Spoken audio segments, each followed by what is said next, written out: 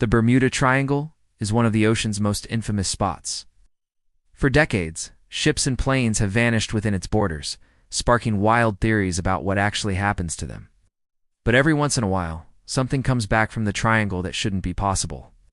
And that's what happened with the cargo ship Elenore in 1977. It was an ordinary cargo ship carrying industrial goods. It had 17 experienced crew members on board and a seasoned captain who knew these waters well. So when the ship left Kingston, Jamaica, on November 3, 1977, bound for Florida, nothing about the journey seemed out of the ordinary. Sure, it was entering the infamous Bermuda Triangle, but that didn't concern the crew. They'd sailed through it countless times before. A few days later, on November 6th, the captain sent a telegram to his wife. Arrived Port Everglades, Florida, at 8 a.m. On November 6th, he wrote, "That was the last anyone ever heard from him or the Elenore. No distress signals, no wreckage, just silence."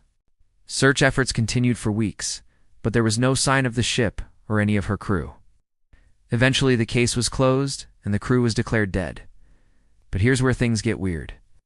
Almost 24 years later, on July 11, 2001, a surveillance ship from the U.S. Coast Guard was on routine patrol in the area when it picked up something strange on radar. It looked like a large vessel, about 250 miles north of San Juan, Puerto Rico.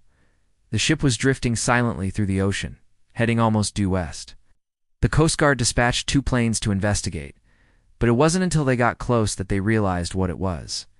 It was the Elenore. The ship was covered in rust and barnacles, and her name, barely visible on the bow, confirmed it was the missing cargo ship. What made the discovery even stranger was that when the Coast Guard approached the ship, some of the old navigation equipment was still running, and it was sending signals, last programmed in 1977. The ship was literally frozen in time. The Coast Guard contacted the local Coast Guard base, and soon, a small fleet of vessels arrived on the scene. But when they tried to board the Elenore, they found it was empty. There were no signs of the crew anywhere. The ship was completely deserted. As the Coast Guard began towing the ship toward shore, more details emerged.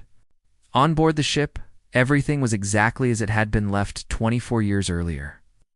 In the mess hall, teacups were still on the table, and the silverware was laid out as if the crew had just stepped out for a break. On the navigation desk, maps and charts were open to the waters around the Bahamas, indicating the ship was en route to Florida. And in the crew quarters, clothes were neatly placed in the drawers and lockers, suggesting the crew had simply left the ship for the day. What happened to the crew? Did they abandon ship? Were they all injured or sick and unable to move? Why would they leave the ship without powering down the engines or sending a distress signal? The ship's log offered no answers. It ended abruptly on November 5, 1977, just before the ship vanished. As for how the ship managed to drift for so long through the ocean without being detected, that remains a mystery too. After the ship was towed to shore, it underwent a lengthy investigation. Every inch of the vessel was examined, but investigators found no evidence of foul play or natural causes. There was no indication that a storm had struck the ship or that the crew had become ill. In the end, the return of the Elenore only raised more questions than it answered. This was far from the first time that ships and planes had vanished in the Bermuda Triangle. But those incidents could be explained away as accidents or acts of nature. The return of the Elenore suggested something far more sinister was at work. Was it a pirate ship that had somehow managed to keep itself hidden for over 2 decades? Or was it something more supernatural, like a ghost ship haunting the Bermuda Triangle? Whatever the explanation, one thing is certain: the Bermuda Triangle continues to fascinate and terrify us to this day. If you like this story, stay tuned for more tales of the sea.